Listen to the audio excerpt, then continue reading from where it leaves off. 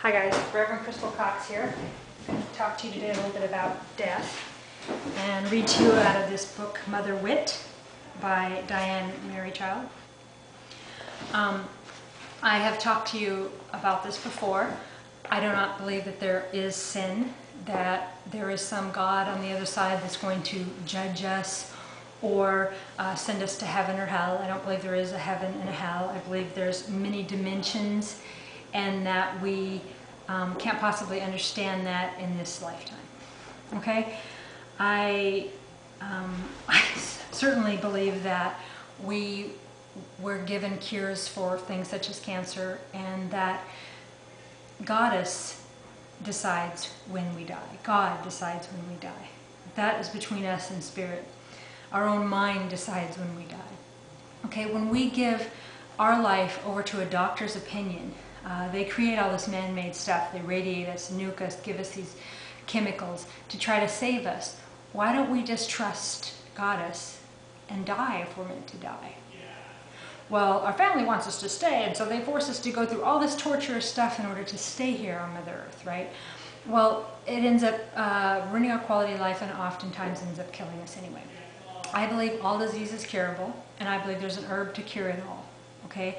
I do not believe in death. Yes, death affects the living, but the people that die, they just go to sleep and they don't wake up. They get to the other side and they process their life, they process their lessons, and then they come back. If they've done particularly horrible things, and they might have to process those for a long time. If they're not sure, if they don't understand that they've died and they're fighting that, they could be stuck here. They could be stuck in limbo.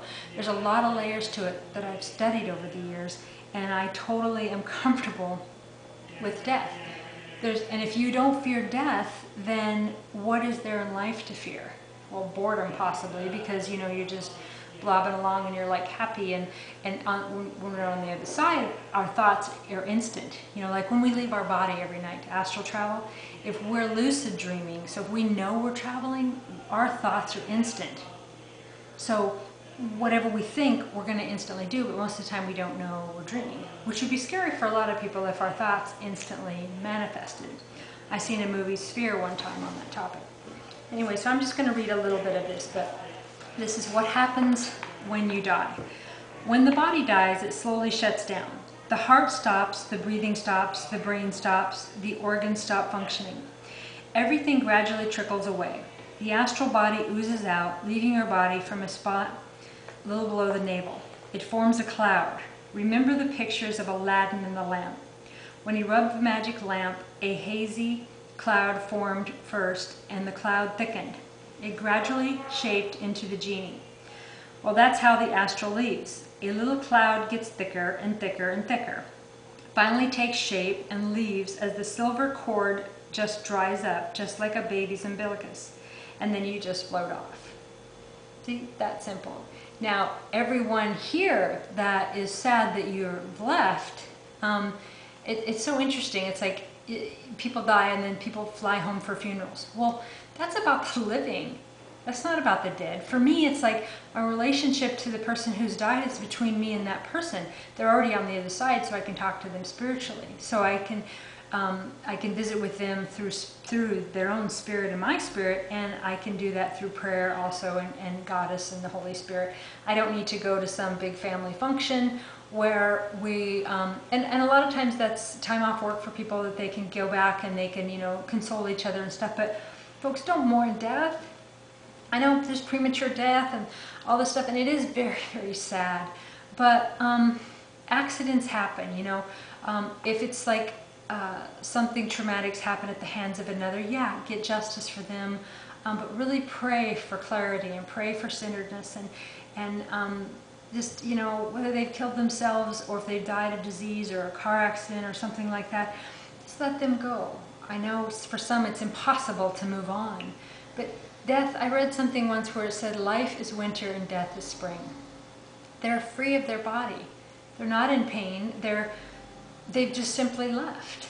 Anyway, I'll go on. What happens to you immediately after leaving the physical body is whatever you think is going to happen. If you have an awareness that death is merely a transformation, a rebirth, which is what it is, you die to the physical world and are reborn to the astral. You rejoin your friends and teachers there. I see a picture of a person just stepping over a threshold. Just a small step, and figures are waiting there. They take your hand and help you step over. But if you think that nothing happens to you when you die, then you stay in that nothingness for a while. It's sort of cold black haze, and you remain there until it dawns on you that you are still alive. You can still move around. You are still thinking. You start to move around, and as you notice your movement, the cloud seems to lighten.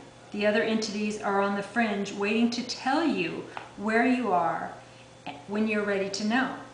Nobody tries to force you. Nobody rushes you through the cloud and takes you and shakes you, saying, "Wake up." They wait until you come around. They wait until you're ready. It's all a very gentle process once you die.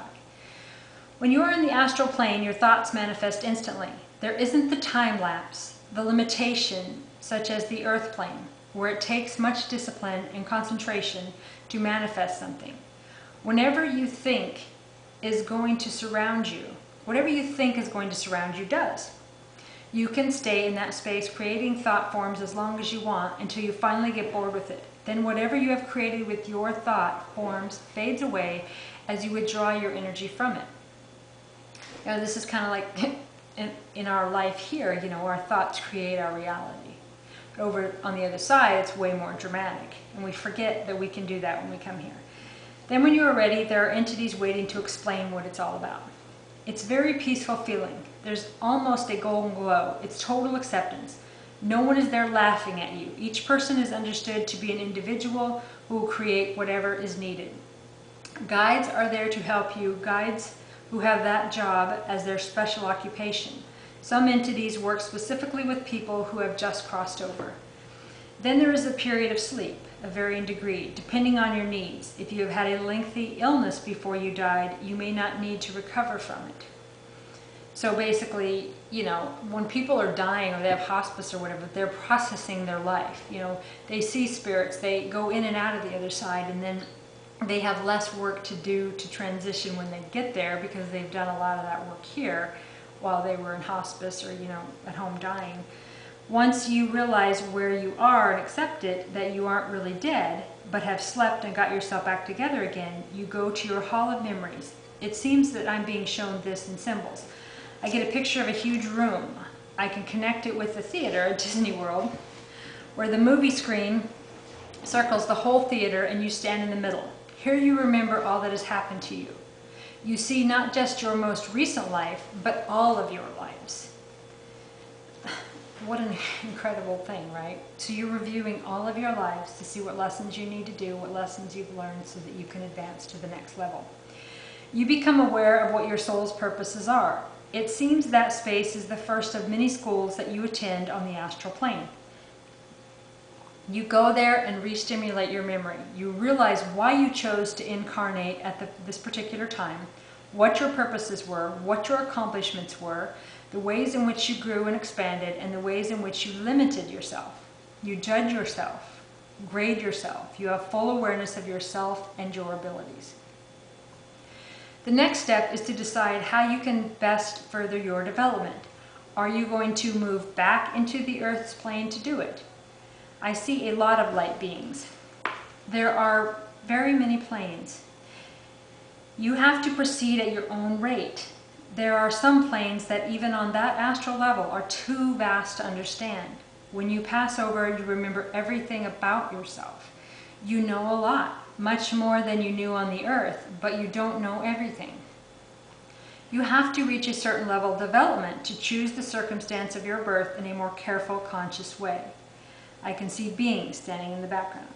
You can have all the help you want. There are beings who have experienced more than you at this point, and therefore can help you decide the circumstance of your birth. Will the lesson you need be best accomplished if you're a man or a woman? What race, what socioeconomic background will best facilitate your development? Which kind of family grouping? Which time period is best? Everything is chosen.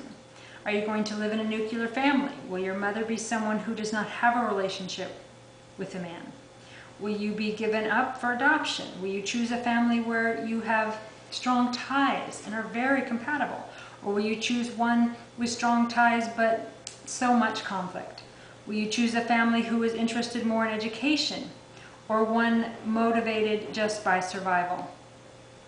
A family which is spiritual, or one that is more developed in material ways? Will you choose a family that is quite developed in some aspect that you choose to pursue, or one whose interest seems in opposition to yours? Or will it be a grouping that's pleasant but loosely connected, leaving you free to form a different primary focus? All of these we create and we set out the game plan, before we come to Earth. You also choose the cycle of life. Will it be a very brief stay or a longer one? Will you be able to see the completions to some of your tasks, or will they be stopped abruptly by your death? Is your purpose to carry on the work of someone before you, or to have others who will carry on the work you began? Do you feel you need to learn a lesson by having your potential cut off early? Maybe because you have been involved in situations where you inhabited other people's development.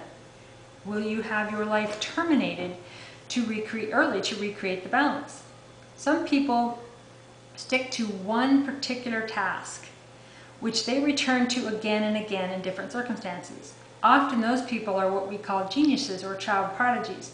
Other people scatter their development in many directions. Some people choose very dramatic or difficult circumstances to heighten their development. There's a lot more to this. This is a really good book, Mother Wit, A Feminist Guide to Psychic Development by Diane Merrichild. Exercises for healing, growth, and spiritual awareness.